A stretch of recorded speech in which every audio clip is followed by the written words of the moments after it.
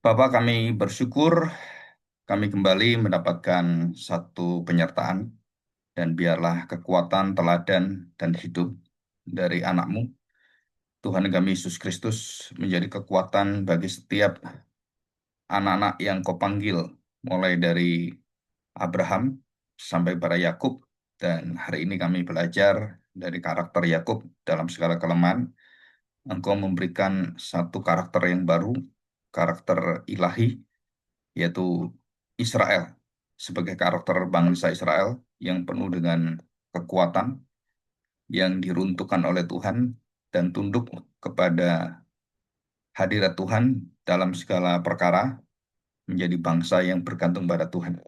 Terima kasih Bapak, berkatilah kami dan bantulah seluruh perasaan kami, pikiran kami dengan kuasa roh-Mu dan hadirnya kekuatan roh yang mencerahkan, roh yang membuat kami terus mengingat dan menjalani firman Tuhan, roh yang kudus membantu kami dan juga hadir tinggal dalam hati kami, menolong kami untuk menjalani firman ini dengan hati yang sungguh-sungguh penuh dengan sukacita. Terima kasih Bapa, di dalam nama Tuhan Yesus kami serahkan doa kami ini. Amin. Ya, hari ini kita membahas tentang satu eh, istilah yang mungkin rada jarang dipakai ya, Labanisme atau virus Labanisme. Saya tambahkan virus itu karena hampir semua orang itu kena virus ini ya.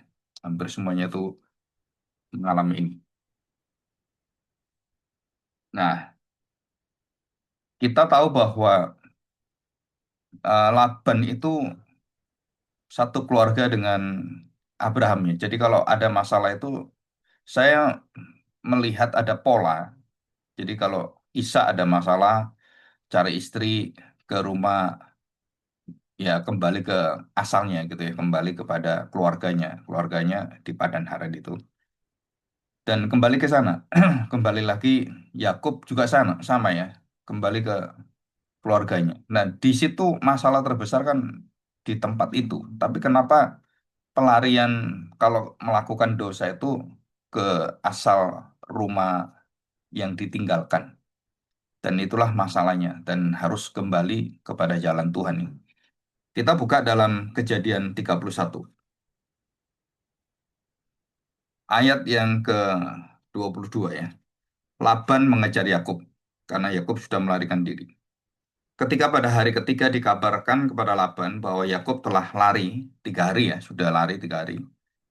Dibawanyalah sanak saudaranya bersama-sama, dikejarnya Yakub 7 hari perjalanan jauhnya, lalu ia dapat menyusulnya di pegunungan Gilead. Pada waktu malam datanglah Allah dalam suatu mimpi kepada Laban. Ini Tuhan datang melalui mimpi. Laban adalah orang Aram, serta Tuhan berfirman kepadanya, jagalah baik-baik, supaya engkau jangan mengatai Yakub dengan sepatah kata pun. Jadi tidak boleh mengatai. Mengatai itu bisa menghina, mengejek, ataupun hal-hal yang lain yang mungkin menghina gitu ya. Jadi merendahkan Yakub. Nah, di situ pasti ada masalah. Pasti Tuhan akan eh, bisa mencelakakan hidup daripada Laban. Itu ancaman sebenarnya. Ketika Laban sampai kepada Yakub, Yakub telah memasang kemahnya di pegunungan. Juga Laban dengan sanak saudaranya telah memasang kemahnya di pegunungan Gilead. Jadi sama-sama ya. Berkatalah Laban kepada Yakub, apakah yang kau perbuat ini? Maka engkau mengakali aku dan mengangkut anak-anakku perempuan sebagai orang tawanan. Mengapa engkau lari diam-diam dan mengakali aku? Mengapa engkau tidak memberitahu kepadaku supaya aku menghantarkan engkau dengan sukacita dan dengan nyanyian, dengan rebana dan kecapi? Lagi pula engkau tidak memberikan aku kesempatan untuk mencium cucu-cucuku laki-laki dan anak-anakku perempuan, karena semuanya laki-laki ya. Memang bodoh perbuatanmu itu. Nah, ini perkataan ini yang kita harus hati-hati. Aku berkuasa untuk berbuat jahat kepadamu, tetapi jadi Laban ini sadar kalau dia tuh tanda petik perbuatannya jahat. Tetapi Allah ayahmu, yaitu Yahweh itu kan, telah berfirman kepadaku tadi malam, jagalah baik-baik, jangan engkau mengatai Yakub dengan sepatah kata pun. Maka sekarang, kalau memang engkau harus pergi, semata-mata karena sangat rindu ke rumah ayahmu, mengapa engkau mencuri dewa-dewaku? Nah ini terafimnya tuh dicuri itu ya. Lalu Yakub menjawab Laban, aku takut karena pikirku jangan-jangan engkau merampas anak-anakmu itu daripadaku, tetapi pada siapa engkau menemui dewa-dewamu itu, janganlah ia hidup lagi. Periksalah di depan saudara kita segala barang yang ada padaku dan ambillah barangmu. Ya, suruh meriksa kalau ada patung-patung dewa apa yang berkaitan dengan penyembahan berhala, ya udah ambil aja. Sebab Yakub tidak tahu bahwa Rahel yang mencuri terafim itu. Ya, ini ceritanya udah lainnya. Jadi nggak ketemu. Jadi sembunyikan. Ayat 36. Lalu hati Yakub panas dan bertengkar dengan Laban. Dan Laban tahu tidak boleh mengatai Yakub. Jadi dia waktu bertengkar itu dia diem aja gitu ya. Apakah kesalahanku? Apakah dosaku? Kata Yakub kepada Laban. Maka engkau memburu aku sehebat itu. Engkau telah menggeledah segala barangku. Sekarang apakah yang kau temui dari segala barang rumahmu? Letakkanlah di sini di depan saudara-saudaraku dan saudara-saudaramu supaya mereka mengadili antara kita berdua. Selama 20 tahun ini, nah ini luar biasa ya. Selama 20 tahun ini aku bersama-sama dengan engkau. Domba dan kambing betinamu tidak pernah keguguran, dan jantan dari kambing dombamu tidak pernah kumakan. Yang diterkam oleh binatang buas tidak pernah kubawa kepadamu. Aku sendiri yang menggantinya. Luar biasa nih ya, bertanggung jawab dan juga berkorban. Yang dicuri orang, baik waktu siang, baik waktu malam, selalu engkau tuntut daripadaku, dan Daud ganti ya. Jadi kambing dombanya diganti. Aku dimakan panas hari waktu siang dan kedinginan yang luar biasa waktu malam. Dan mataku jauh daripada dapat pada tertidur. Jadi dia dingin pun dia harus menjaga domba-domba itu ya. Selama 20 tahun ini aku di rumahmu, aku telah bekerja padamu 14 tahun lamanya untuk mendapat kedua anakmu. Dan 6 tahun untuk mendapat ternakmu. Dan engkau telah 10 kali mengubah upahku. Jadi benar-benar licik nih ya. Seandainya Allah ayahku, Allah Abraham, yang disegani oleh Ishak tidak menyertai aku, tentulah engkau sekarang membiarkan aku pergi dengan tangan hampa. Tetapi kesengsaraanku dan jeripayaku telah diperhatikan Allah. Dan ia telah menjatuhkan putusan tadi malam. Luar biasa ini. Ada satu tema yang saya baca ya dalam beberapa renungan, khususnya dari kaum Puritan itu. Ada sifat dosa manusia yang sangat berbahaya, yaitu apa? Manusia itu selalu mudah untuk tidak mengingat atau melupakan, meremehkan tentang perbuatan baik atau jasa usaha orang yang kita terima. Dan bahkan kita cenderung untuk menghapus sejarah pengorbanan orang-orang yang pernah membantu ataupun yang pernah ikut untuk membesarkan kita. Dan ini terutama itu adalah ya pasti orang tua.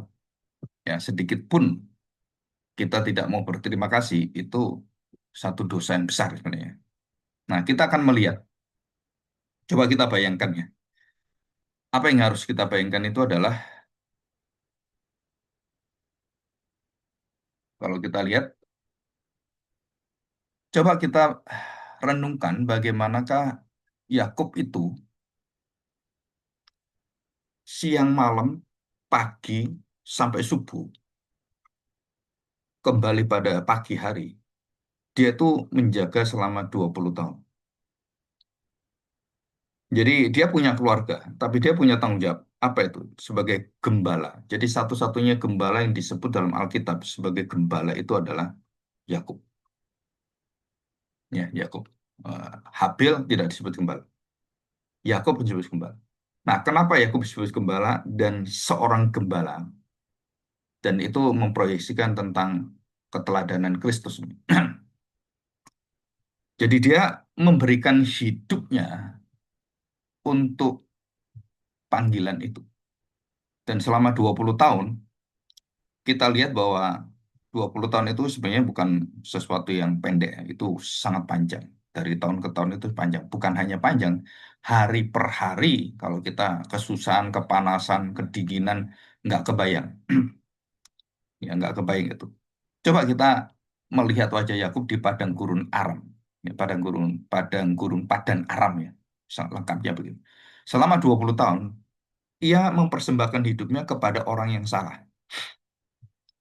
Ia bekerja kepada orang yang salah. Ia membangun kekayaan dan kehormatan kemuliaan orang yang salah. Jadi bukan untuk dirinya. Dia tuh menjaga itu karena dia tuh punya tugas. Dan dia bekerja. Bekerja bertanggung jawab walaupun diakali, dilicii, ditipu-tipu gitu kan. Tapi dia tetap menjalani itu. 20 tahun adalah waktu yang cukup dari anak yang lahir sampai dewasa. Itu cukup itu. Jadi satu generasi. Bayangkan. Yakub itu istilahnya kalau kita lihat itu seluruh keinginan pribadinya itu dilepaskan dan dia mau mengerjakan pekerjaan walaupun itu bukan panggilan dia ya. Karena itu kan karena ikut pamannya. 20 tahun itu dia bekerja dan 20 tahun itu dia tidak pernah mengeluh. Tidak pernah bertengkar dengan Laban. Dan apapun katakan Laban, dia terima. Nah, ketabahan, terus kemudian persistensi ya.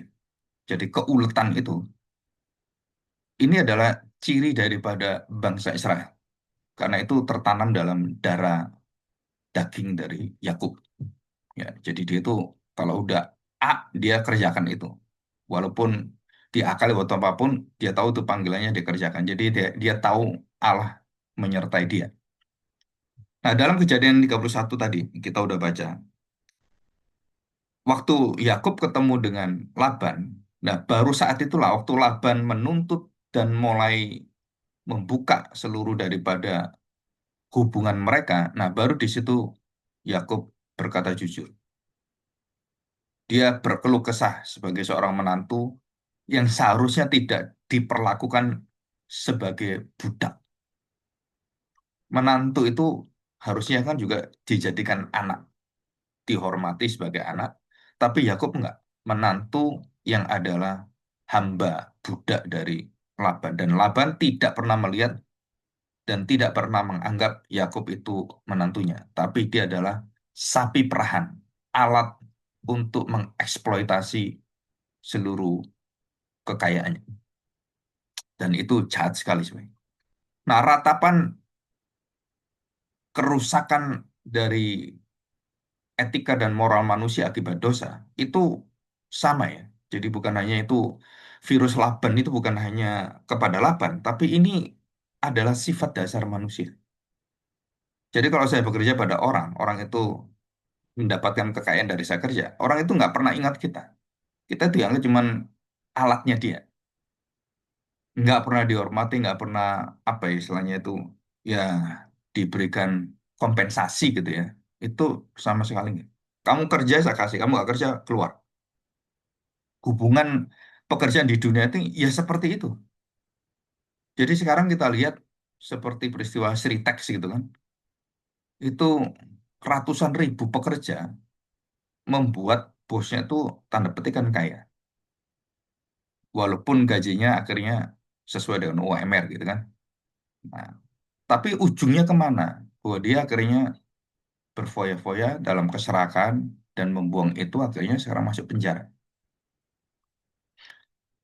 Kita lihat ujung dari orang-orang seperti Laban dan kehidupan orang-orang yang penuh dengan kelicikan keserakahan ini itu tidak pernah mengalami kebahagiaan, tidak pernah mengalami satu ketenangan hidup karena dia selalu ingin merampas hak orang, selalu ingin menggunakan orang, selain ini memanfaatkan orang. Nah, kita di dalam keluarga itu kita dilarang melakukan ini. Karena hubungan kita bukan hubungan majikan dengan bawah, tapi hubungan keluarga. Hubungan keluarga itu melayani dan berkorban dari satu sama lain, dari saling melengkapi. Jangan pernah menghina dan merendahkan anak atau orang tua kita sebagai pembantu gitu. Sebagai ada anaknya kaya, mamanya tuh kerjaannya itu seperti pembantu. Wah, itu dosanya besar. Ya. Nah, kalau mamanya senang masak terus dia mau masakin kita, itu bagus ya. Biasanya orang tua seperti itu.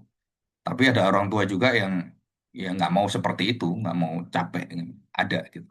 Nah, ini satu potret ya, satu gambaran yang sangat kejam hati manusia yang telah kehilangan rasa takut kepada Tuhan. Jadi dia nggak pernah tahu bahwa pekerjaannya itu akan dihakimi Tuhan, akan diperhitungkan Tuhan. Jadi apapun kita lakukan, kenapa sih Laban waktu ditinggal oleh Yakub itu hidupnya langsung dalam kehancuran? Kenapa? Karena hadirnya Yakub itu seperti hadirnya bait Allah, seperti hadirnya kemah tabut perjanjian Tuhan itu. Tabut perjanjian itu dimanapun diletakkan, itu memberkati orang. Begitu diambil, ambruk bangsa itu. Jadi tabut perjanjian bangsa Israel dimanapun diletakkan di rumahnya, Edom di rumahnya siapapun, di tempat mana, itu tabut itu punya pengaruh yang luar biasa. Nah, seperti juga hari ini kita lihat, jika Yakub itu Israel, jika Yakub itu adalah proyeksi daripada bait Allah sendiri, maka siapapun yang menghina Yakub, menghina Ishak, menghina Abraham, Tuhan akan hina. Barang siapa memberkati Abraham, Tuhan akan berkati, dan seluruh anak cucunya. Barang siapa yang menghina Israel, kamu pasti dihina. Barang siapa yang mengutuk Israel, kamu pasti dikutuki. Dan bukan berlaku hanya pada Abraham, dan itu kemudian berlanjut di dalam Abraham yang baru. Siapa? Kristus. Abraham baru adalah Kristus. Jadi barang siapa yang mengutuki anak-anak kerajaan Allah, anak-anak tanda petik Kristus, saudara-saudara sedang mengutuki Tuhan. Dan saudara sedang dikutuki oleh Tuhan. Jadi jangan pernah menghina, membunuh orang Kristen dan semuanya. Itu ujungnya adalah kematian. Ujungnya adalah kehancuran hidup manusia. Jadi barang siapa negara yang memusuhi kekristenan, itu pasti akan berurusan dengan Tuhan. Termasuk China, Afrika, dan semua. Dan beberapa tempat di Indonesia kan juga sama. Masih memusuhi orang-orang Kristen. Itu juga sama. Kita lihat daerah-daerah yang memusuhi orang Kristen. Itu masa depannya itu nggak akan baik. Ya. Daerah yang menutup betul-betul, itu bisa Tuhan datangkan semacam tulah bencana. Bisa banjir, bisa tsunami, dan bisa semua. Dan itu di depan kita. Dan ada di depan kita, terjadi di depan kita. Jadi Tuhan tidak pernah diam dengan perkara-perkara seperti ini. Ada cara Tuhan yang orang akhirnya mau terima, nggak terima, ya harus diterima. Kenapa ini hancur? Kenapa? Ya harus diterima. Ya. Oke, kita lihat yang pertama. Perhatikan, saudara. Di dalam ayat 38-39 itu kesetiaan yang terkubur dalam susahnya dan penderitaan dinginnya malam. Yusuf berkata demikian. 20 tahun lamanya aku di rumahmu. Yang diterkam binatang-binatang semua peliharaanmu tidak pernah aku bawa padamu. Aku bertanggung jawab. Aku tidak memberikan yang jelek kepadamu. Jadi seorang tuan dan seorang bawahan itu boleh kalau sedang binatang buas menerkam itu boleh menunjukkan binatangnya. Ini loh, sedang digigit oleh serigala, diterkam oleh harimau atau oleh binatang-binatang lain gitu kan. Ditunjukkan dan dia tidak perlu mengganti dan majikannya itu bersyukur. Kenapa? Wah, dia jujur kan, mati kan tunjukkan kan. Nah, Yakub melangkah jauh lebih daripada harapan itu. Apa yang dia lakukan? Dia menggantinya dan tidak dibayar oleh Laban. Dengan apa? Ya dengan gajinya. Jadi secara hukum sebab akibat Yakub melampaui hukum itu. Jadi hukum tabur tuai Yakub melampaui itu. Sebab dalam tradisi kuno ya, jika seekor domba diterkam serigala, gembala boleh membawa sisa bangkainya supaya dia dibebaskan. Karena itu bukan kelalaian, itu karena memang mau gak mau kan binatang itu datang karena ada makanan pasti datang gitu. Nah, kita melihat ini, apa reaksi dari Laban? Laban tidak mengenal kata maklum. Dia harusnya membuka diri untuk ya namanya kecelakaan ya harus diterima.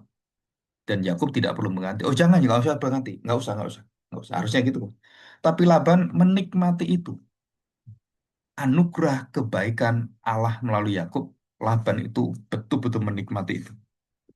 Orang yang orang menikmati anugerah, tapi tidak hatinya beranugerah, hatinya tidak memiliki anugerah, saudara itu menjadi hinaan. Kenapa? Karena itu menjadi alat untuk pemuas keserakahan, kerakusan. Jadi anugerah Tuhan itu rusak. Kenapa? Karena yang menerima itu penuh dengan kerakusan. Kita nggak pernah bersyukur. Jadi kalau saya mendapatkan berkat apapun, saudara pertama kali itu saudara harus bersyukur dulu. Saudara harus dalam hati itu, ini bukan milik saya, ini milik Tuhan. Saya mengelolanya. Saya tidak yang menjadi Tuhan atas berkat ini. Karena Tuhan berikan itu pasti ada maksud Tuhan.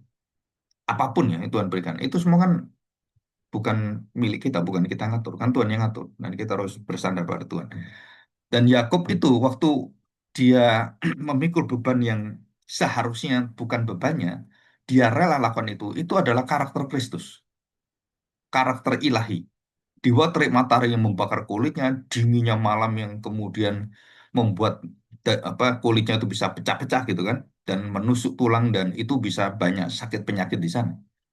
Tapi Yakub menebus kesalahannya itu dengan apa? Menjalankan pelayanan itu dengan diam dan terus menerima sampai Tuhan berbicara. Ya, ini satu tragedi rohani kalau saya ngomong ya. Semua jasa, keringat atau tetes keringat dari Yakub itu bukan mengalir kepada Yakub, mengalir ke pundi-pundi Laban, kekayaan Laban, ketabungan Laban, ke banknya Laban. Kalau sekarang kan abang. Jadi itu masuk itu dan Laban waktu tambah kaya, tambah kaya, tambah kaya, dia tambah senang dan dia tambah peres Yakub. Gila nggak sih? Ini jahat sekali. Dia tidak terima kasih, malah meresi Yakub, mengakali Yakub. Semua tetes keringat Yakub itu tidak pernah diingat dan tidak satupun singgah dalam hati Laban. Berapa banyak dari kita yang merasa hidupnya seperti Yakub, yang kita sudah berkorban, saudara berkorban bagi keluarga, bagi perusahaan, bahkan bagi gereja. Namun saudara diperlakukan seolah-olah pengorbanan itu, yaitu kewajibanmu, yaitu sebagai pelayanan. Tapi nggak ada rasa empati, simpati, belas kasihan, merciful gitu. Saya kadang melihat orang-orang dewasa rohani itu dari hati seperti ini. Tanggung jawab dalam pelayanan. Yang kedua adalah melihat orang susah dan malah bersyukur. Oh, itu kewajibanmu. Saudara itu hati yang jahat sebenarnya. Jadi kalau dalam pelayanan kita orang susah kita biarkan. Itu sebenarnya akar hati yang jahat. Saya bertanggung jawab gitu kan. Terus ada orang tolongi saya. Terus saya biarkan orang itu dan saya nggak pernah berterima kasih pada orang itu kan. Saya nggak pernah mengingat, oh ya itu kan tanggung jawab saya gitu kan. Harusnya kan saya yang kerjakan. Saudara, dan saudara biarkan itu, terus saudara enak melakukan itu jahat. Saudara. Itu hati yang jahat. Itu benih-benih kita akan mengalami perpecahan dalam keluarga. Karena memanfaatkan. Saya pernah pernah marah itu ya dengan saudara dan juga dengan beberapa rekan dalam pelayanan. Jika kamu melihat itu dan kamu melihat orang-orang pelayanan yang sungguh-sungguh hatinya dan orang itu kemudian menuntut orang itu. Nah, saya beritahu, kamu nuntut itu hakmu apa? Dia sudah setiap hari melakukan itu. Dia sudah menyiapkan doa pagi, bukunya semuanya. Orang ini kamu belum datang, dia datang. Hanya karena kesalahan. Hanya karena kesalahan.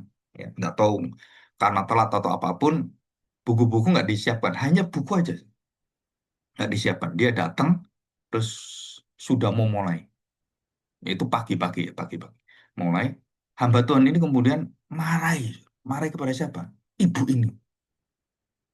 Dan mengatakan kalimat-kalimat, aduh, yang menyakitkan gitu ya. Begitu selesai, begitu selesai gitu ya. Terus doa selesai, saya ajak ngobrol dia. Yuk kita ngomong, yuk.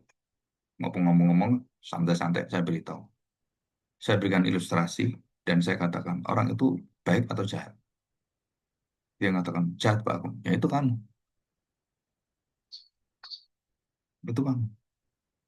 Kamu nggak ingat ibu itu udah puluhan tahun melakukan itu ya. Hanya karena kesalahan kecil, kamu kemudian hapuskan semua jasanya. Itu jahat kan? Dan saya beritahu, orang yang ngerjakan itu, kamu kemudian tutup mata, itu sudah dosa. Kamu nggak bantu, lebih dosa.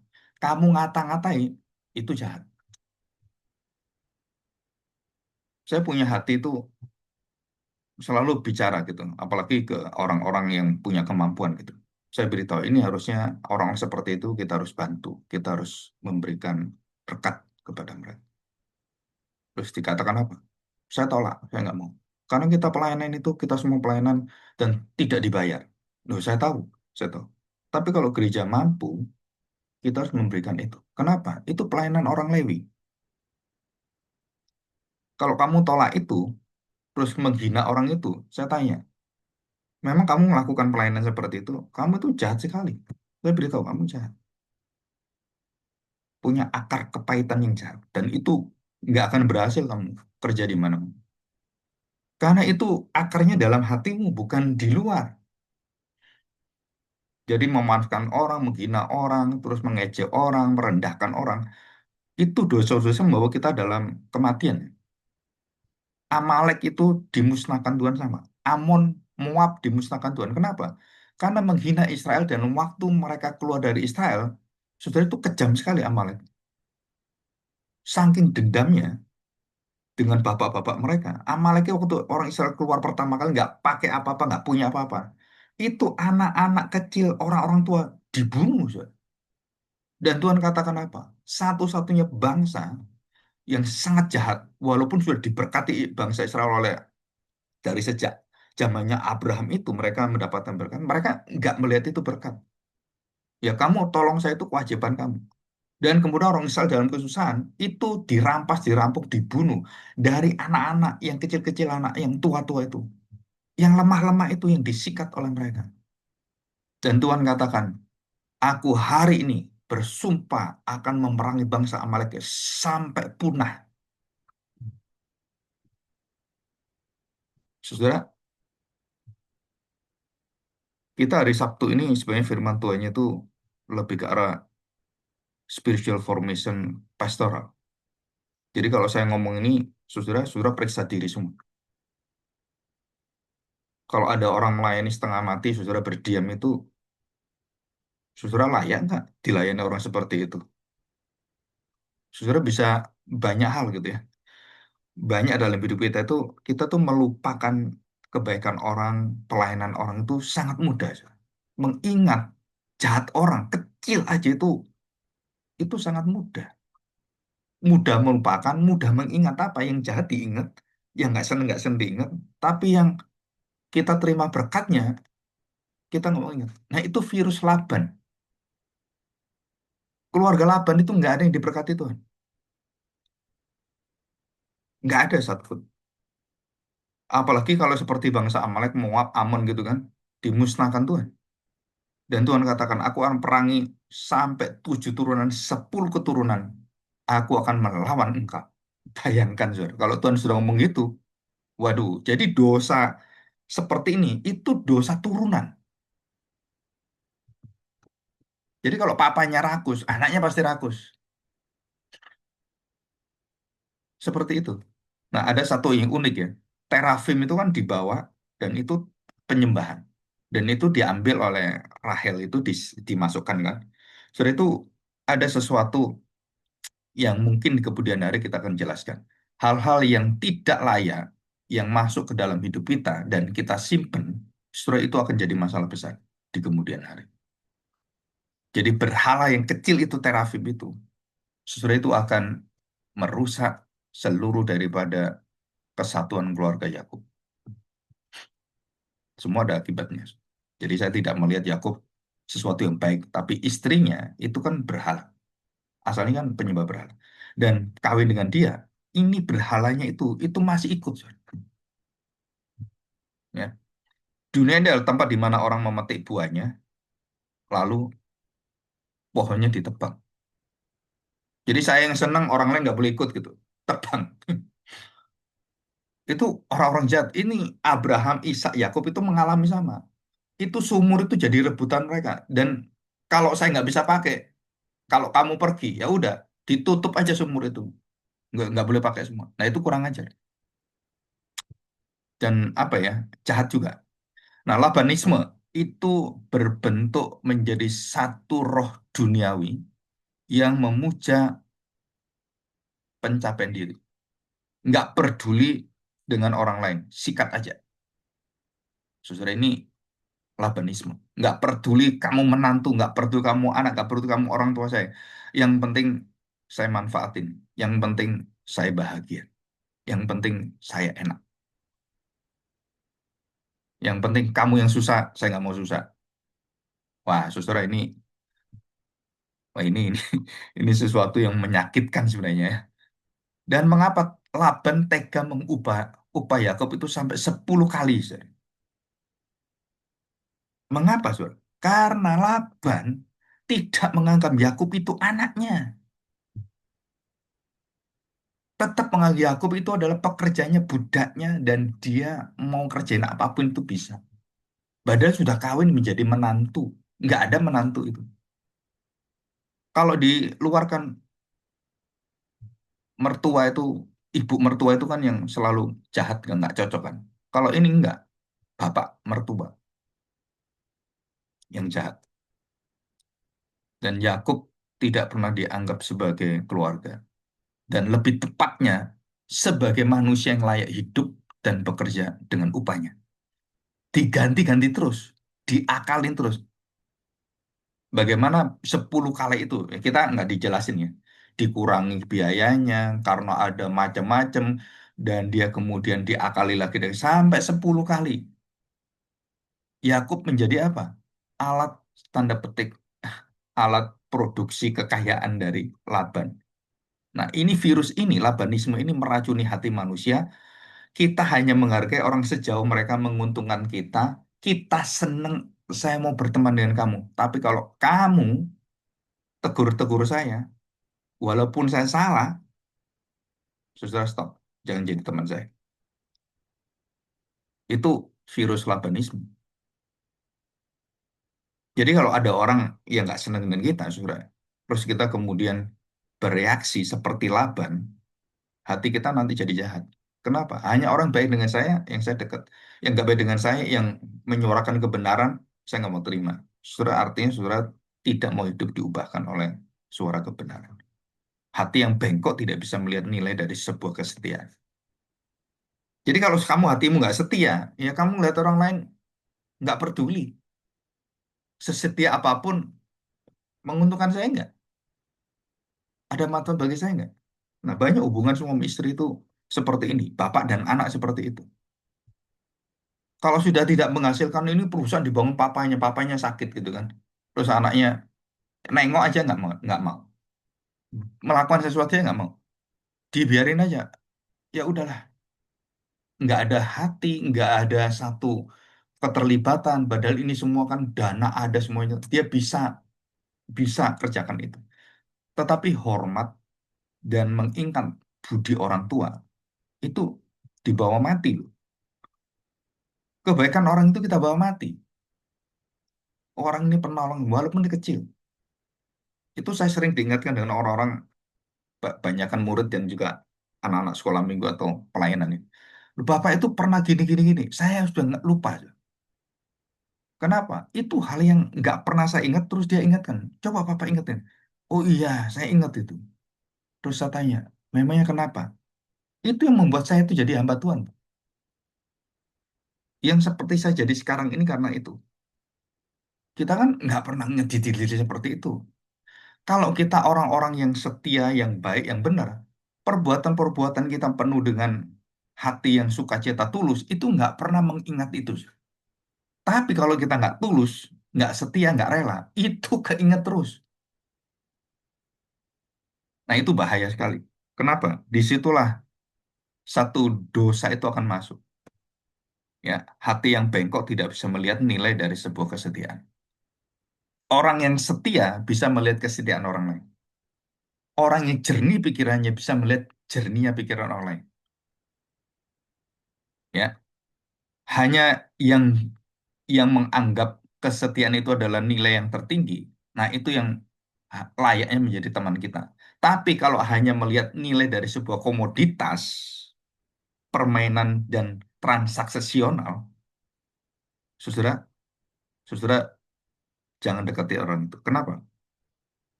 Orang itu hanya mencari muka.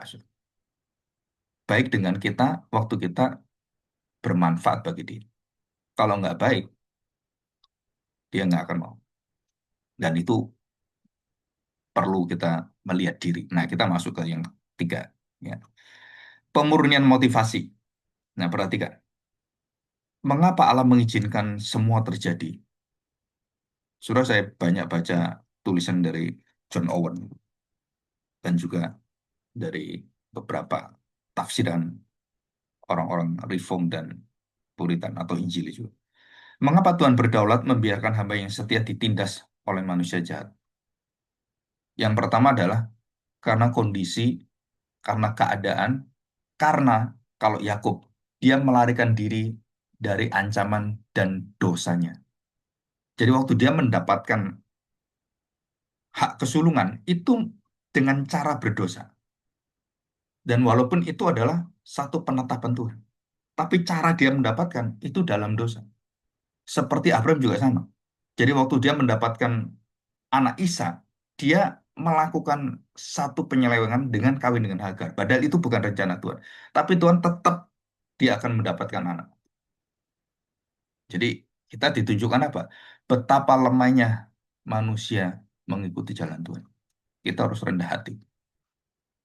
Jadi kalau Allah berdaulat, ya coba Allah atur aja, jangan supaya jangan. Sudah itu nggak ada ceritanya nanti manusia.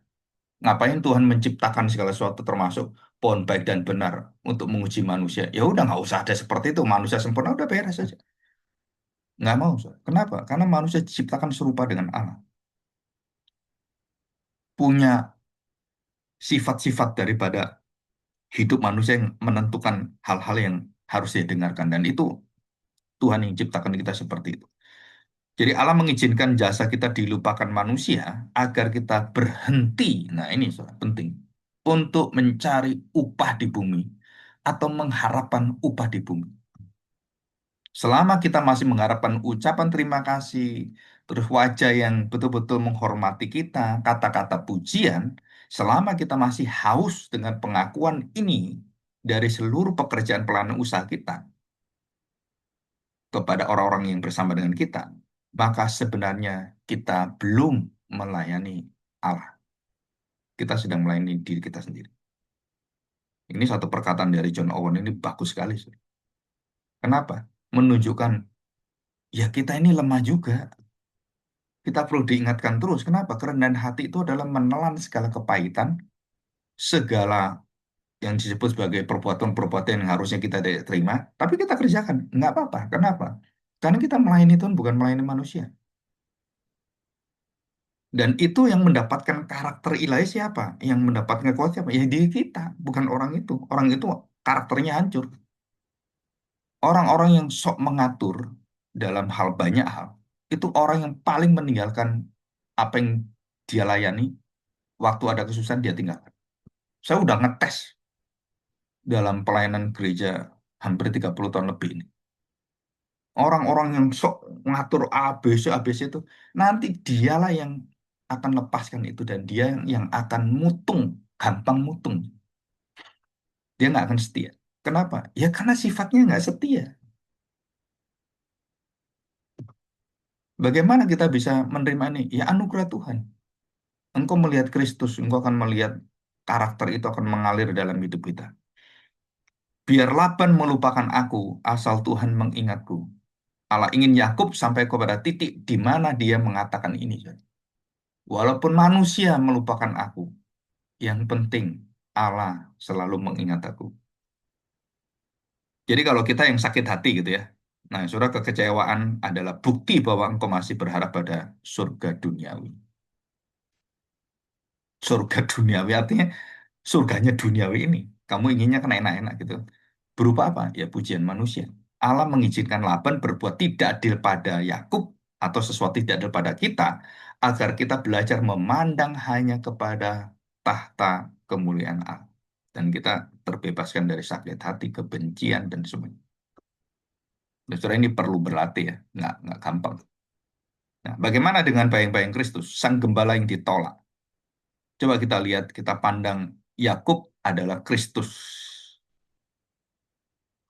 dalam seluruh kelemahannya. Jika Yakub berhak mengeluh betapa lebihnya Tuhan kita Yesus Kristus, Yakub menjaga domba Laban, Yesus menjaga domba-domba sesat yang betul-betul itu tersesat. Yakub mengganti kerugian, Yesus menggantikan dengan dirinya. Yakub menggantikan kan domba dengan domba. Ini enggak. Karena ini yang ditolong gembalanya manusia. Yesus menggantikan nyawanya dengan nyawa-nyawa manusia itu semua. Dan satu nyawa yang berharga itu melebihi daripada seluruh miliaran orang berdosa. Nggak ada gunanya. Saya berikan. 1 triliun uang palsu dengan 100.000 uang asli. Beragam mana? Yang asli. Dan kenapa Yesus yang mulia ini kemudian mengambil rupa seluruh keburukan manusia?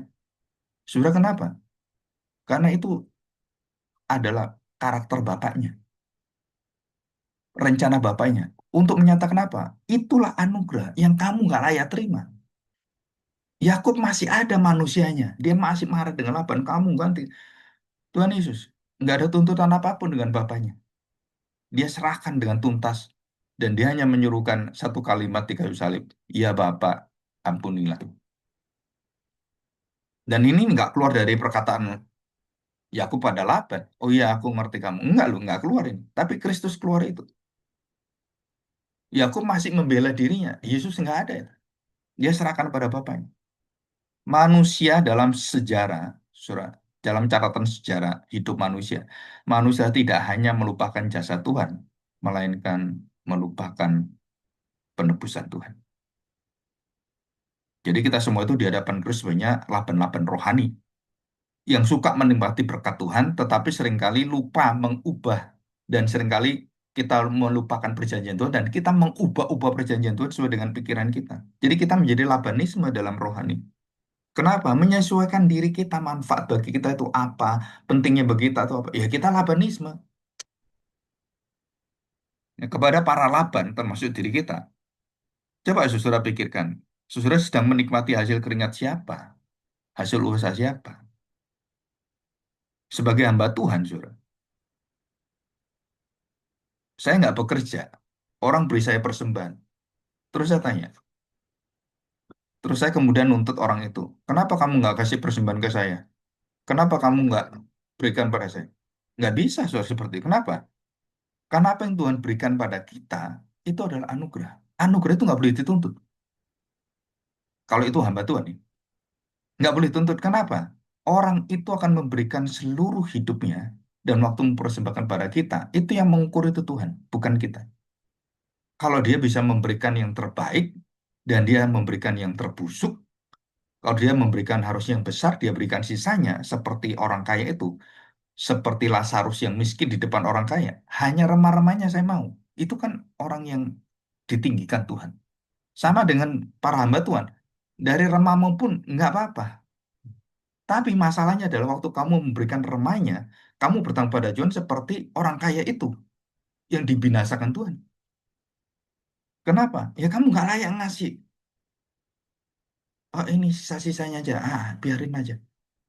Padahal kamu punya kekayaan yang luar biasa, berkat yang luar biasa. Tapi pada gereja, pada pelayanan, kamu punya labanisme, memanfaatkan. Oh Tuhan sekarang saya maafkan saya kaya. Kamu lupa dengan Tuhan, lupa dengan pekerjaan Tuhan, lupa dengan misi Tuhan. Saudara, saudara jangan berkata, saya terbebaskan dan saya nggak tahu Pak gitu. Nggak, tetap kamu ketahu nggak tahu, Tuhan akan hakimi semua apa yang kita kerjakan. Makanya jangan main-main dengan hidup kita dengan Tuhan. Kenapa? Tuhan itu koram Deo, melihat semua apa yang kita lakukan. Hatimu selicik apapun ngakali Tuhan, Dia tahu semuanya. Kamu menghindar karena ada pelayanan kamu menghindar, ada persembahan kamu menghindar, ada semua kamu menghindar. Saudara, Tuhan tahu. Apa yang kita lihat itu Tuhan tahu. Tapi kalau kita orang setia, nggak peduli kamu datang, mau datang nggak datang, saya tetap pelayanan. Kenapa? Itu jiwa kita bersama dengan Tuhan. Dan nggak perlu nyalain kepada orang lain, urusan orang lain. Kenapa? Itu urusan organisasi kan. Tapi hati kita itu bebas dari apa? Tuntutan apapun. Nah, ini kepada para laban, saudara harus bertobat gitu. Memanfaatkan orang, memanfaatkan Tuhan. Dan tidak ada seperti kalimat ini ya. Allah adalah pembela bagi mereka yang tidak bersuara. Saudara harus ingat ini.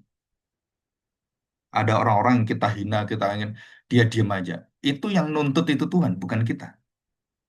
Begitu kamu dihancurkan hidupmu, kamu teriak pada Tuhan, Tuhan, Tuhan kamu dengar. Kenapa? Karena kelakuanmu jahat.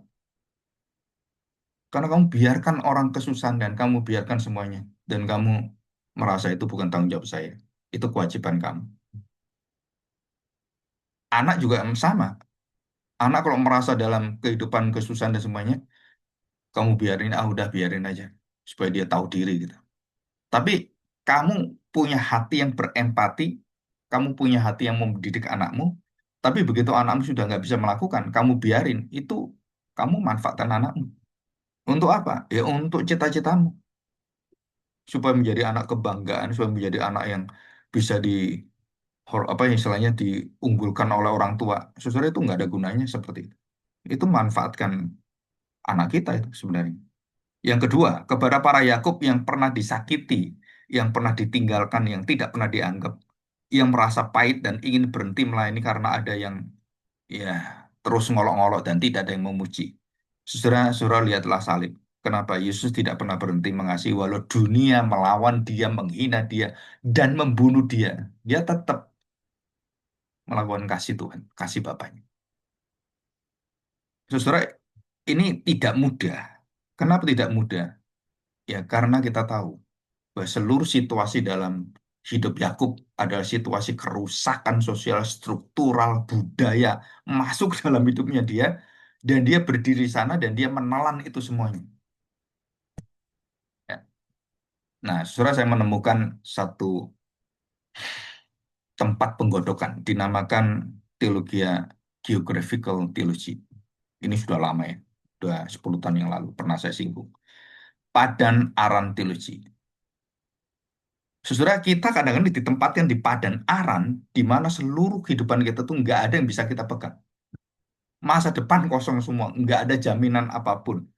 Tapi, saudara, jika engkau punya iman janji kepada apa yang dijanjikan Tuhan, kalau Yakub dijanjikan pada Abraham, janjikan para papanya Ishak dan kakeknya Abraham kan, dia tahu janji itu dan pernah didengar dan terus dia pegang itu. Jangan takut jika dunia saat ini adalah padan aran yang tidak adil. Kenapa? Kesetiaan sejati tidak membutuhkan tepuk tangan dan pujian manusia. Tapi pada saat engkau tetap berdiri dalam seluruh kesulitanmu, dan disitulah Tuhan akan mengalirkan seluruh penyertaan. Bukan kata-kata Laban yang dinantikan oleh Yakub, melainkan suara tahta mulia. Engkau hambaku yang setia. Seperti itu Tuhan Yesus katakan. Jadi kita tuh melakukan pelayanan, melakukan pekerjaan, melakukan fungsi sebagai orang tua, sebagai bapak, sebagai suami, sebagai istri. Saudara harus punya satu panggilan ini. Bukan menyenangkan dipuji orang, tapi mendapatkan satu pujian dari Tuhan. Satu perkataan dari Tuhan. Oh, engkau hambaku yang setia. Hambaku yang kukenal. Itu nggak bisa digantikan dengan apapun. Namun, apakah ketidakadilan Laban adalah kata terakhir dalam hidup Yakub? Tidak. Karena ada saksi yang lebih besar dari Laban.